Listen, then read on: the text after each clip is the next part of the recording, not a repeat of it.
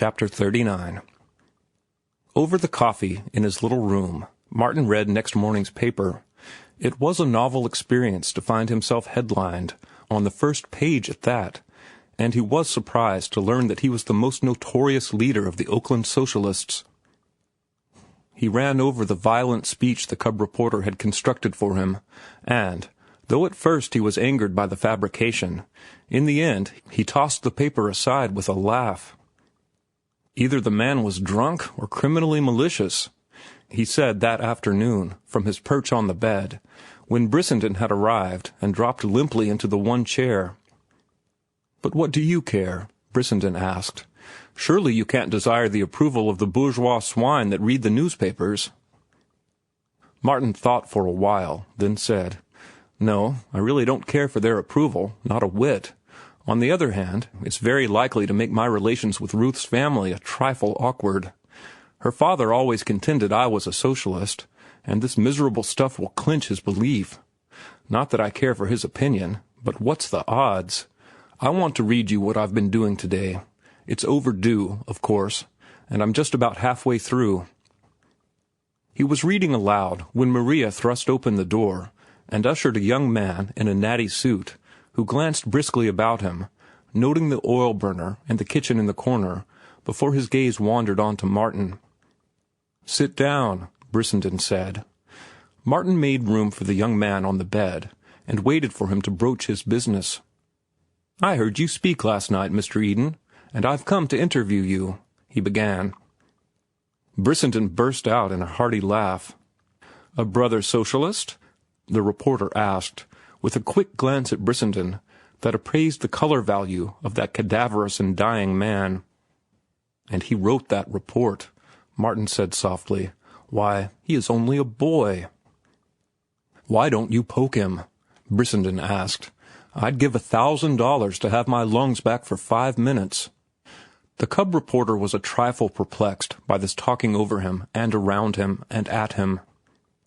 But he had been commended for his brilliant description of the socialist meeting, and had further been detailed to get a personal interview with Martin Eden, the leader of the organized menace to society. "You do not object to having your picture taken, Mr. Eden," he said. "I've a staff photographer outside, you see, and he says it will be better to take you right away before the sun gets lower. Then we can have the interview afterward." "A photographer," Brissenden said meditatively. "Poke him, Martin, poke him." "I guess I'm getting old," was the answer. "I know I ought, but I really haven't a heart. It doesn't seem to matter."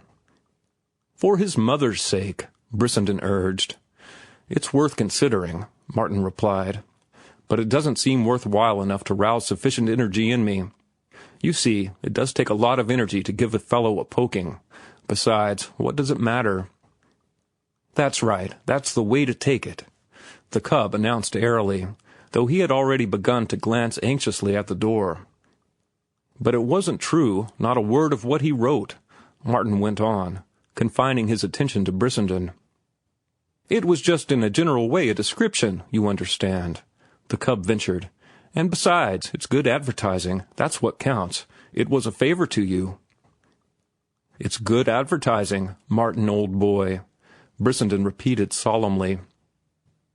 "And it was a favor to me, think of that," was Martin's contribution. "Let me see. Where were you born, Mr. Eden?"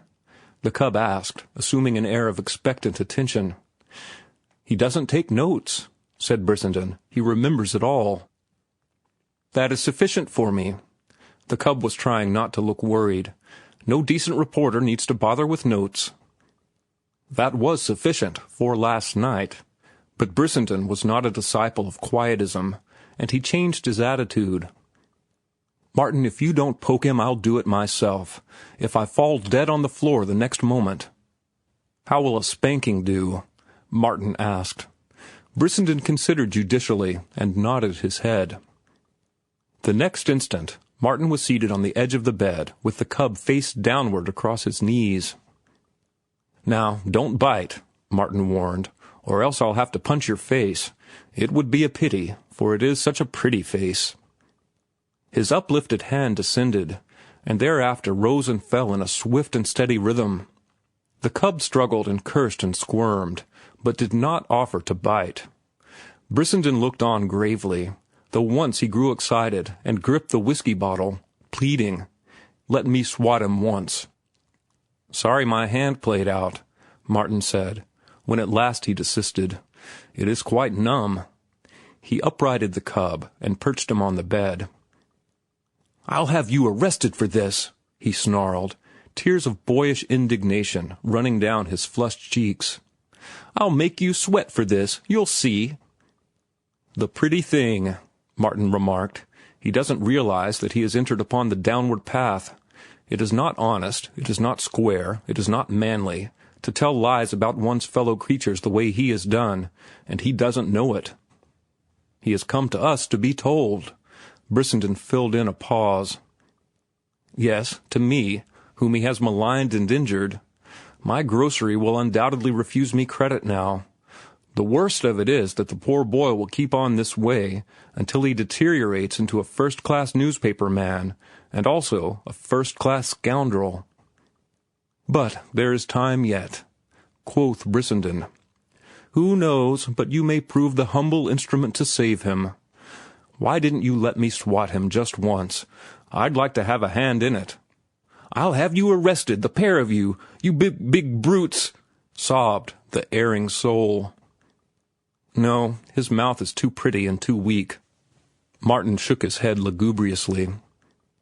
"I'm afraid I've numbed my hand in vain. The young man cannot reform. He will become eventually a very great and successful newspaper man. He has no conscience. That alone will make him great." With that, the cub passed out the door, in trepidation to the last for fear that Brissenden would hit him in the back with the bottle he still clutched. In the next morning's paper, Martin learned a great deal more about himself that was new to him. "We are the sworn enemies of society," he found himself quoted as saying in a column interview. "No, we are not anarchists, but socialists." When the reporter pointed out to him that there seemed little difference between the two schools, Martin had shrugged his shoulders in silent affirmation. His face was described as bilaterally asymmetrical, and various other signs of degeneration were described. Especially notable were his thug-like hands and the fiery gleams in his bloodshot eyes. He learned also that he spoke nightly to the workmen in the City Hall Park, and that among the anarchists and agitators that there inflamed the minds of the people, he drew the largest audiences and made the most revolutionary speeches. The cub painted a highlight picture of his poor little room, its oil stove and the one chair, and of the death's head tramp who kept him company, and who looked as if he had just emerged from 20 years of solitary confinement in some fortress dungeon. The cub had been industrious. He had scurried around and nosed out Martin's family history, and procured a photograph of Higginbotham's cash store, with Bernard Higginbotham himself standing out in front. That gentleman was depicted as an intelligent, dignified businessman who had no patience with his brother-in-law's socialistic views, and no patience with his brother-in-law either, whom he was quoted as characterizing as a lazy good-for-nothing who wouldn't take a job when it was offered to him, and who would go to jail yet. Hermann von Schmidt, Marion's husband, had likewise been interviewed.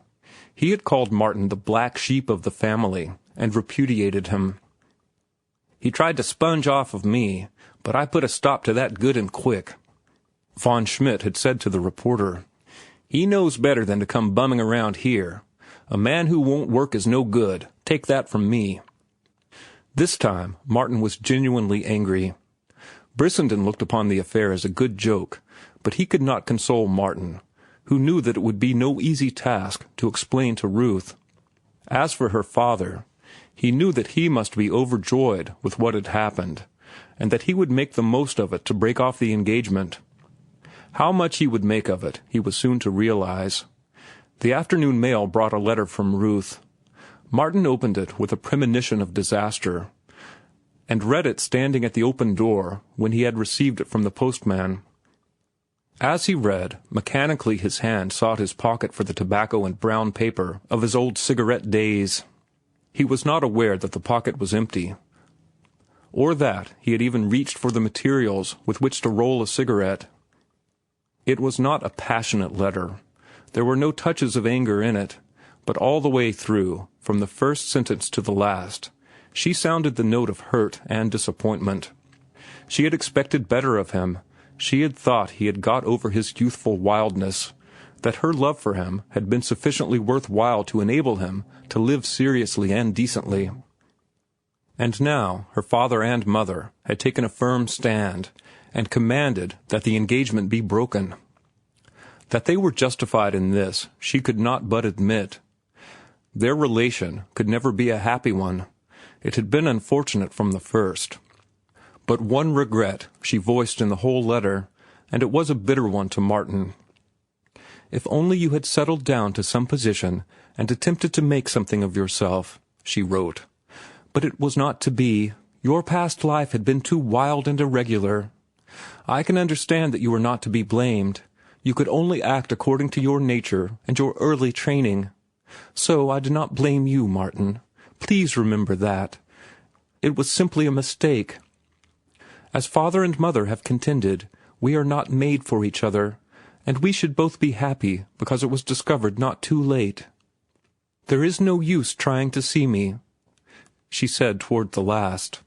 "It would be an unhappy meeting for both of us, as well as for my mother. I feel, as it is, that I have caused her great pain and worry. I shall have to do much living to atone for it." He read it through to the end, carefully, a second time, then sat down and replied. He outlined the remarks he had uttered at the socialist meeting, pointing out that they were in all ways the converse of what the newspaper had put in his mouth. Toward the end of the letter, he was God's own lover, pleading passionately for love. "Please answer," he said, "and in your answer you have to tell me but one thing. Do you love me? That is all, the answer to that one question." But no answer came that day, nor the next. Overdue lay untouched upon the table, and each day the heap of returned manuscripts under the table grew larger. For the first time, Martin's glorious sleep was interrupted by insomnia, and he tossed through long, restless nights. 3 times he called the Morse home, but was turned away by the servant who answered the bell. Brissenden lay sick in his hotel, too feeble to stir out, and, though Martin was with him often, he did not worry him with his troubles. For Martin's troubles were many. The aftermath of the cub reporter's deed was even wider than Martin had anticipated.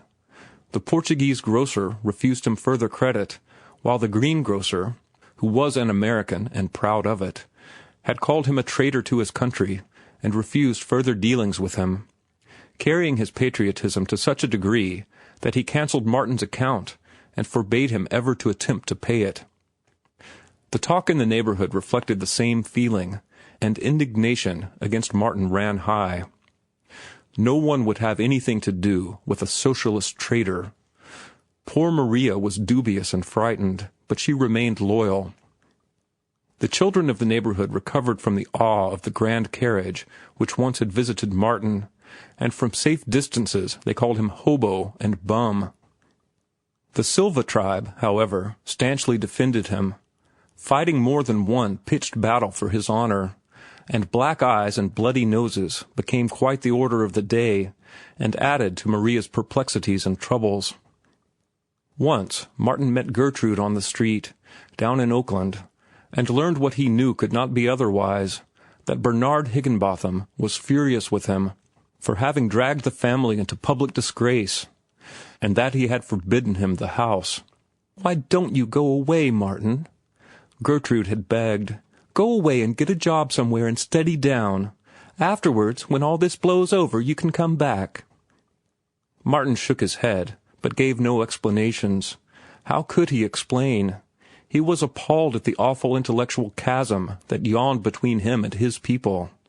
He could never cross it and explain to them his position, the Nietzschean position in regard to socialism. There were not words enough in the English language, nor in any language, to make his attitude and conduct intelligible to them. Their highest concept of right conduct, in his case, was to get a job. That was their first word and their last. It constituted their whole lexicon of ideas. Get a job, go to work. Poor stupid slaves, he thought, while his sister talked. Small wonder the world belonged to the strong. The slaves were obsessed by their own slavery. A job was to them a golden fetish, before which they fell down and worshipped. He shook his head again when Gertrude offered him money, though he knew that within the day he would have to make a trip to the pawnbroker. "Don't come near Bernard now," she admonished him. "After a few months, when he has cooled down, if you want to, you can get the job of driving delivery wagon for him. Any time you want me, just send for me and I'll come. Don't forget." She went away weeping audibly, and he felt a pang of sorrow shoot through him at sight of her heavy body and uncouth gait. As he watched her go, the Nietzschean edifice seemed to shake and totter. The slave class in the abstract was all very well, but it was not wholly satisfactory when it was brought home to his own family. And yet, if there was ever a slave trampled by the strong, that slave was his sister Gertrude. He grinned savagely at the paradox. A fine Nietzsche man he was, to allow his intellectual concepts to be shaken by the first sentiment or emotion that strayed along. Aye, to be shaken by the slave morality itself, for that was what his pity for his sister really was. The true noble men were above pity and compassion. Pity and compassion had been generated in the subterranean barracoons of the slaves, and were no more than the agony and sweat of the crowded miserables and weaklings. End of chapter 39.